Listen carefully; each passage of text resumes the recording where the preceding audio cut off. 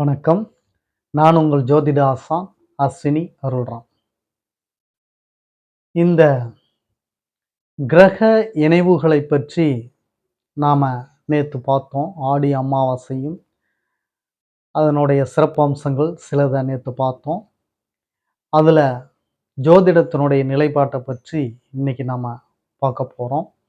இந்த ஆடி அமாவாசையில் கிரகங்களுடைய சேர்க்கை எப்படி இருக்கும் அப்படின்னு சொல்லி பார்த்தீங்கன்னா, அமாவாசை அப்படின்னாவே பொதுவா சூரியனும் சந்திரனும் இணைந்து ஒரு ராசியில் குறிப்பிட்ட பாகைக்குள் இருப்பதை தான் நாம அமாவாசை அப்படின்னு சொல்லி சொல்றோம். இந்த அமாவாசையால் என்ன நிகழும் அப்படின்னு சொல்லி பார்த்தீங்கன்னா, அமாவாசைங்கிறது ஒரு நல்ல நாள் அப்படின்னு சொல்லி சில பேர் அமாவாசை என்று சில நல்ல விஷயங்கள் எல்லாம் செய்வாங்க.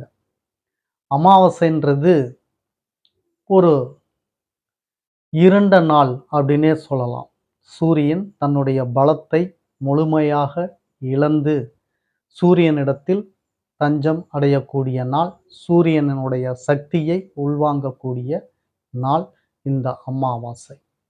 அப்படிங்கும்போது அதுல நீங்க எப்படி ஒரு சுப நிகழ்வை செய்ய முடியும் அப்படின்னு சொல்லி ஒரு கேள்வி. அதுபோல இந்த அமாவாசை அப்படின்றது சூரியனும் சந்திரனும் இணைந்த நாள் அப்படின்னு சொல்றோம். இந்த அமாவாசையில் பிறப்பவர்கள் திருடராக இருப்பார்கள் அப்படின்னு சொல்லி சிலரது கூற்றுக்களும் இருக்கிறது. அது எல்லாம் உண்மையா? இந்த அமாவாசையில் செய்யக்கூடிய காரியங்கள் சிறப்பை தராதா? அமாவாசை என்பது நல்ல நாள் இல்லையா? இப்படி இது போன்ற கேள்விகள் எல்லாம் உங்களுக்குள் எழும். இதற்குண்டான பதில் அத்துணையும் இந்த பதிவுல இடம்பெறுகிறது. பதிவுக்குள் நாம செல்வதற்கு முன்னால புதிதாக இந்த பதிவை பார்த்துக்கிட்டு இருக்கவங்க, நம்ம சேனலை பார்த்துக்கிட்டு இருக்கவங்க, அவங்கள்ட்ட ஒரு சில வார்த்தைகள் பேசிட்டு நம்ம பதிவுக்குள்ள போயிடலாம். உறவுகளே, நீங்கள் உங்களது சொந்த பந்தங்கள், உற்றார் உறவினர்கள், நண்பர்கள் மற்றும் அக்கம் பக்கத்தில் இருக்கக்கூடிய அத்தனை நபர்களிடத்திலும் நமது சேனலை எடுத்துச் சொல்லி அவர்களையும் சப்ஸ்கிரைப் செய்ய சொல்லுங்கள். நாம் ஸ்ரீ ஜெயகௌரி ஜோதிடாலய நிறுவனம் ஒன்றை நடத்தி கொண்டு வருகிறோம். அந்த நிறுவனத்தின் வழியாக இல்லாதவர்களுக்கும் இயலாதவர்களுக்கும் ஏழை எளியவர்களுக்கும் நம்மால் முடிந்த உதவிகளை செய்து கொண்டு வருகிறோம். அது மட்டும் அல்லாது இறைப்பணிகள், ஆலய தொண்டு, ஹோமம் வளர்ப்பது, வேலி வளர்ப்பது இது போன்ற நற்காரியங்களையும் நாம் செய்து கொண்டு வருகிறோம். நாம் செய்யக்கூடிய இந்த செயல்களினால் கிடைக்கப்பெறக்கூடிய புண்ணிய காரியங்கள் அத்துணையும் கௌரி ஆன்மீக சேனலின் பார்வையாளராக இருக்கக்கூடிய உங்களுக்கும் உங்கள் குடும்பத்தாருக்கும் கட்டாயம் கிடைக்கும் என்பதில் மாற்று கருத்து வேண்டாம் உறவுகளே. எனவேதான் சொல்கிறேன், எல்லோரிடத்திலும் எடுத்துச் சொல்லி அவர்களை சப்ஸ்கிரைப் செய்ய சொல்லுங்கள். முதலில் பார்த்து கொண்டு இருக்கக்கூடிய நீங்கள் சப்ஸ்கிரைப் செய்து விடுங்கள். அருகில் இருக்கக்கூடிய பெல் பட்டனை ப்ரெஸ் பண்ணிக்கோங்க. லைக் பண்ணுங்க, ஷேர் பண்ணுங்க. இப்போ பதிவுக்குள்ள போகலாம் வாங்க உறவுகளே.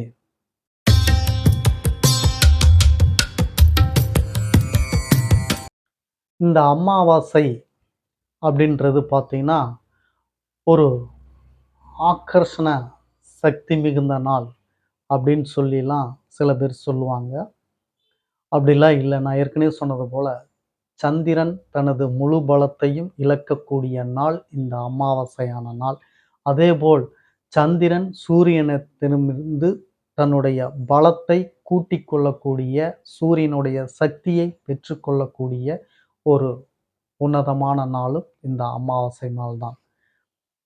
இந்த அமாவாசை நாளுக்கு ஏன் இவ்வளவு முக்கியத்துவம் கொடுக்கிறோம் அப்படின்னு சொல்லி பார்த்தீங்கன்னா, இந்த அமாவாசை அன்று தான் சந்திரன் பலத்தை இழக்கிறது அப்படின்னு சொல்லி சொன்னோம் இல்லையா?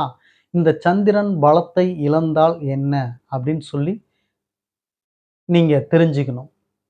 இந்த சந்திரன் பலத்தை இழக்கும் பொழுது இவர்தான் மனோகாரகன்.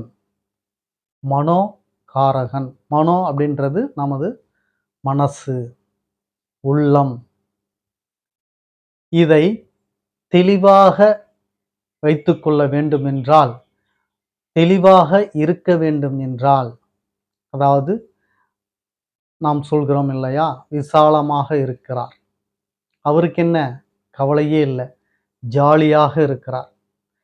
மனசுக்கு பட்டதை செய்கிறார், மனசுக்கு பட்டதை பேசுகிறார், மனிதாபிமானத்தோடும் மனசாட்சியோடும் இருக்கிறார், மனமகிழ்ந்து இருக்கிறார்.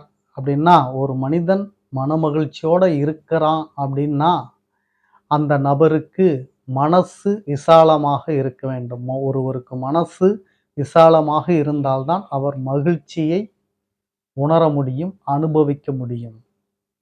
அப்போ அந்த மனோகாரகன் மனசு, இதுக்கு எல்லாம் அதிபதி இந்த சந்திரன் தான், மனோகாரகன்.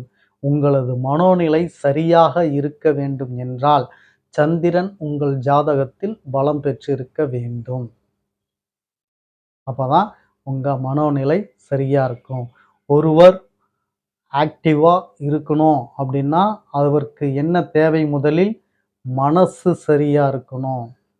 இன்றைய சயின்டிஸ்ட், அறிவியல் வல்லுநர்கள், அதாவது டாக்டர்களை சொல்கிறேன், டாக்டர்கள் வல்லுநர், டாக்டரில் விஞ்ஞானிகள், டாக்டரில் ஆய்வு பண்ணி அவங்க எல்லாம் சொல்லக்கூடிய விஷயம் என்ன சொல்கிறார்கள்? உங்கள் மனசு என்ன சொல்லுதோ அதை செய்யுங்க. உங்கள் மனசை விசாலமாக வைத்து கொள்ளுங்கள். உங்கள் மனசை எப்பொழுதுமே கண்ட்ரோலில் வைங்க. உங்கள் மனசை கேட்டு செய்யுங்க. மொத்தத்தில் உங்கள் மனசு என்ன சொல்லுதோ அதன்படி நடந்து கொள்ளுங்க. மனசை விசாலமாக வைத்து கொள்ளுங்க, ஃப்ரீயாக வச்சுக்கோங்க. மனசுக்கு எந்த விதமான தொந்தரவையும் தராதீங்க அப்படின்னு சொல்லி தான் இன்னைக்கு டாக்டர், வல்லுநர்கள், விஞ்ஞானிகள் கண்டுபிடித்து, ஆராய்ச்சி செய்து கண்டுபிடித்து அதை நமக்கு சொல்லுகிறார்கள். அப்போ பார்த்துங்க, மனிதனாக இருக்கக்கூடிய ஒவ்வொருவருக்கும் சந்திரனுடைய பலம் எந்த அளவுக்கு முக்கியத்துவம் அப்படின்றத தெரிஞ்சுக்கோங்க. அப்படிப்பட்ட சந்திரன் பலம் இழக்கும் நாள் எப்படி சிறப்பான நாளாக இருக்கும்? அமாவாசை அன்று பொதுவாகவே மனோநிலையா இருக்கக்கூடிய எல்லோருக்கும் சிறப்பான மனோநிலையா அன்னைக்கு இருக்காது. நீங்க வாட்ச் பண்ணீங்கன்னா உங்களுக்கு தெரியும்.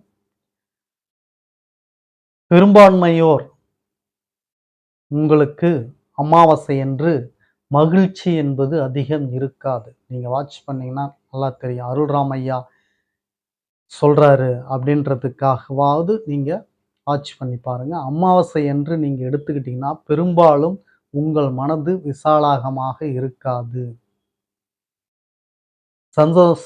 சந்தோஷத்தை நீங்கள் அதிகமாக அனுபவிக்க முடியாது. ஏனென்றால் மனோகாரகன் அன்று பலம் இழக்கிறார். சரி, இந்த மனோகாரகன் இவர் பலம் இழக்கிறார். அதனால் அமாவாசை நாள் அன்று சிறப்பான நாள் இல்லை, புரிந்து கொள்ள முடிகிறது ஐயா. அமாவாசையில் பிறந்தவர்கள் திருடர்கள் என்று ஒரு சொல் வழக்கு, பழமொழி இருக்கிறது. அது எந்த அளவிற்கு உண்மை அப்படின்னு சொல்லி கேட்டிங்கன்னா, இது எல்லோருக்கும் பொருந்தாது அப்படின்றத முதல்ல தெரிஞ்சுக்கோங்க. அமாவாசையில் பிறந்துட்டாவே அவங்க ஒரு மறைக்கும் தன்மை, ஒரு திருட்டுத்தன்மை அப்படின்றதெல்லாம் இருக்கும் அப்படின்னு சொல்லி நம்ம ஆன்றோர்கள், முன்னோர்கள் சொல்லியிருக்காங்க.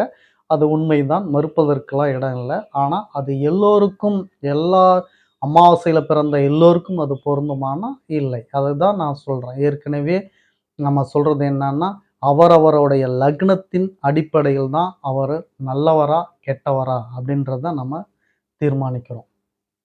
அப்படி உங்கள் லக்னத்திற்கு 6ஆம் இடத்தில் உங்களுக்கு அமாவாசை அமைய பெற்றால்,